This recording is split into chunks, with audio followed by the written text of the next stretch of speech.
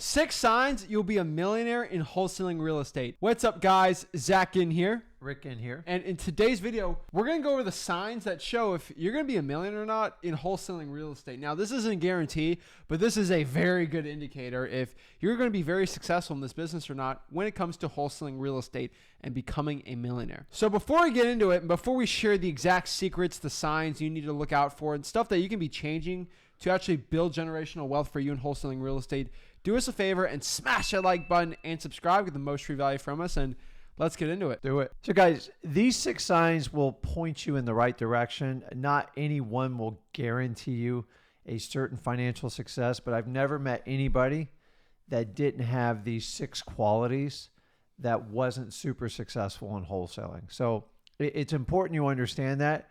And I've been doing this 20 years, accent at 5 years. I'm telling you, these 6 things always hold true. Yeah. Let's go ahead and start with like number 1. It's kind of like a no-brainer. It's consistency. You cannot run wholesaling based on how you feel every day. Let me give an example.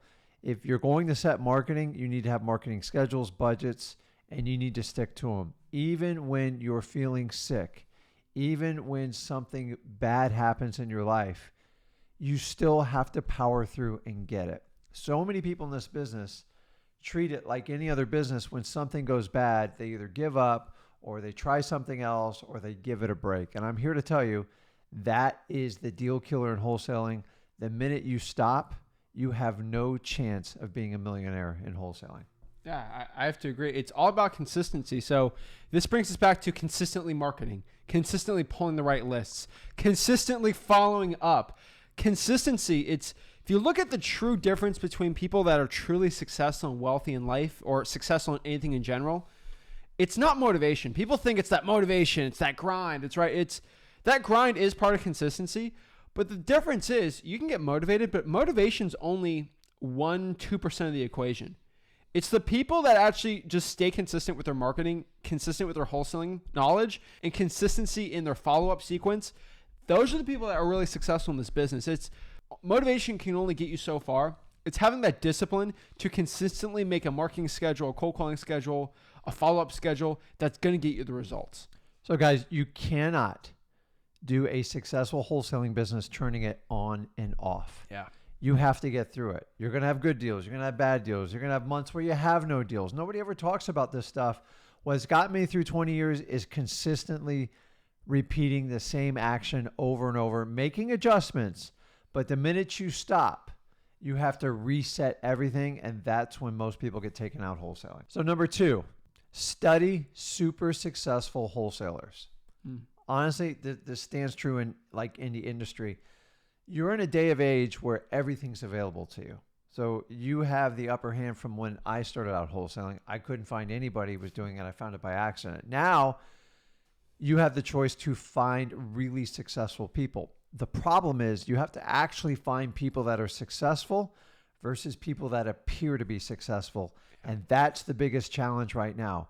And I'm telling you this, if you base it on the type of car they drive, the number of followers they have, the number of vacation homes they go to, or the jet they fly on, you're most likely going to be misled. Yeah. I find that super successful people, they don't need to brag. They don't need it. They just lose their ego at the door and they move on. So I'm just telling you, you got to find super successful people, and you can't just search the internet. You're going to have to go deep and find out if they're for real. The more authentic and the more real they are, the better off you're most likely going to be. And here's the other little secret on secret. Don't study 15 people. Get maybe 2, maybe 3, and go deep. Like, go all in. Find out, honestly, what do they eat for breakfast? What do they do to look like that? How are they still in the business 20 years plus? And that's it. And the minute you see them shifting gears trying to sell something else, heed the warning, okay? Find one good thing that they're good at, that they're super successful, and if you like them and they connect, go all in. Studying 15 people and trying to take a little piece from each one of them is just going to confuse you. And honestly, it's not going to make you a super successful wholesaler. Number 3 here is seek freedom, not money. Go and actually do this business for the right reasons. If you're doing it just to make a bunch of money, you can get far, you can get pretty far, but the problem is that passion's not going to be in there, and you're going to turn and burn in 3-4 years. That's the true secret. And the thing is, if you want to become a millionaire in wholesaling, you're not like, it's not becoming a millionaire in 1 to 2 years by wholesaling. This is not the video. It's becoming a millionaire.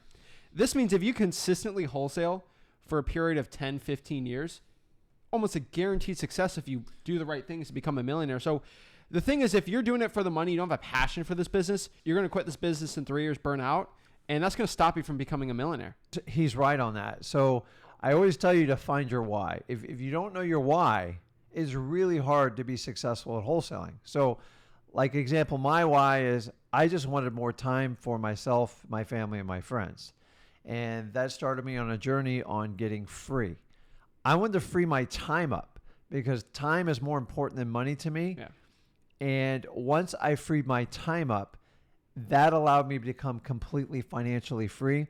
And once you stop chasing like that paycheck type of deal, so many people try to get into this business. Oh, I'm going to make a ton of money. Actually, if you take the mindset, like, why am I doing this?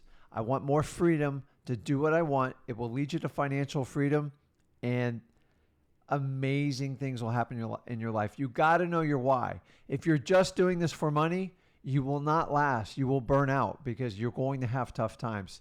This business is about helping people, and the more people you can help, the more problems you solve, the more free you become, and then that will lead to your financial freedom. Okay, number 4. This is a controversial rule, and it actually has nothing to do with wholesaling, but it's going to free you to be a millionaire in wholesaling. So it's easy in this business to start making like big checks. You get a $50,000 check, you get a $100,000 check. I don't care, a $10,000 check when you've never had this money before. And we are trained, we are mechanically wired by marketers to reward ourselves and go buy things to make us happy. And if you guys haven't figured out by now, you can't buy happiness. Happiness is a decision you make on a daily basis. It's not a destination you're going to show up. You guys know the story. There's plenty of billionaires in the world that are absolutely miserable. Money will solve a lot of problems in your life, but you've got to find a way when you get all this great cash in from helping people on wholesaling is to keep it and make it grow for you. We institute the 20% rule. And what that means is 20% of your earnings is what you should live off of. And here's the secret. If it's not enough, go make more money.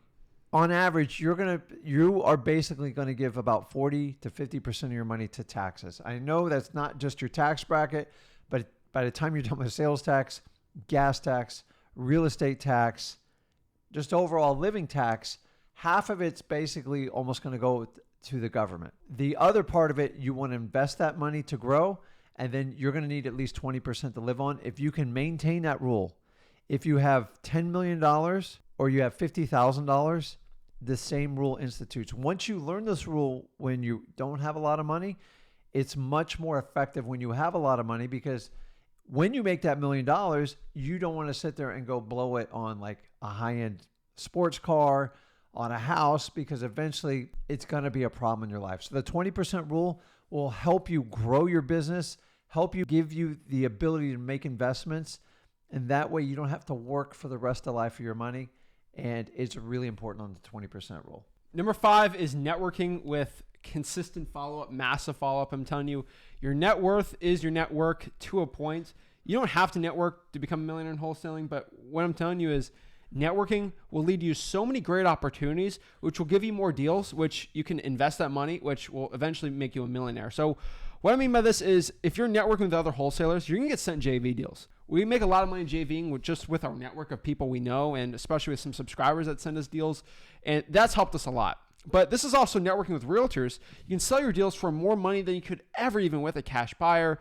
Just constant networking. I mean, if you're ever in a pinch or something and you have a really good network, it's going to help you out a lot. This is more of a long-term play, but I'm telling you right now, it is essential for success. Guys, you need a network. You need other people's Rolodexes to get access to people that you don't have access to. And you need to keep doing it.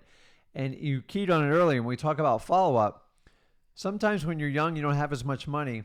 I've had people come and literally knock my door down. And honestly, I've given people the time of the day because I was so impressed with their follow-up. So if you're trying to connect with that particular person, guys, don't use this against us. But if you're trying to connect with that person, you have to show the tenacity and the follow-up, because honestly, everybody's trying to do it. What's going to separate from you? So if you want to connect to someone and get to their level, bring value to them and really knock their door down with like the follow-up. Guys, you got to be doing this with your leads anyway in wholesaling. That's going to make you a millionaire as well. Follow-up is crucial, but I like to tie it in with networking because that's how the business works. And last but not least, now you got all this great money because you're solving so many problems. And we talked about the 20% rule earlier, is you are going to take a portion of your funds and you're going to buy assets. You can decide what type of assets you buy. You want to buy assets that help you grow and stuff that you don't have to overly think about it. Now, I do like buying real estate assets. Don't get me wrong.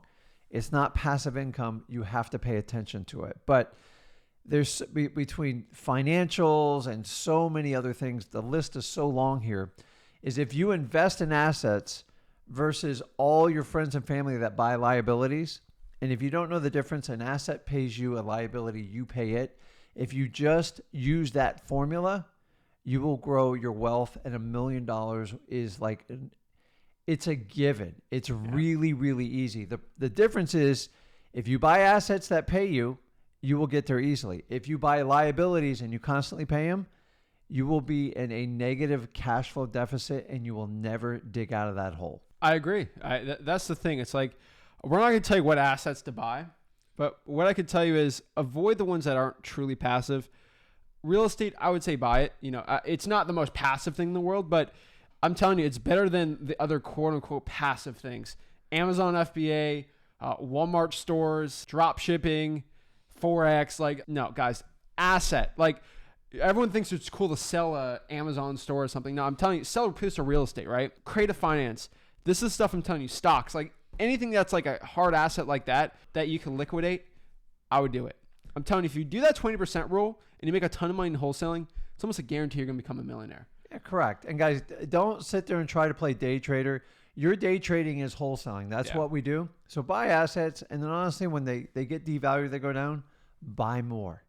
Okay? One thing I've learned in 20 years, guys, you cannot time the market, and you will never buy the perfect asset. Some are going to hit it out of the park.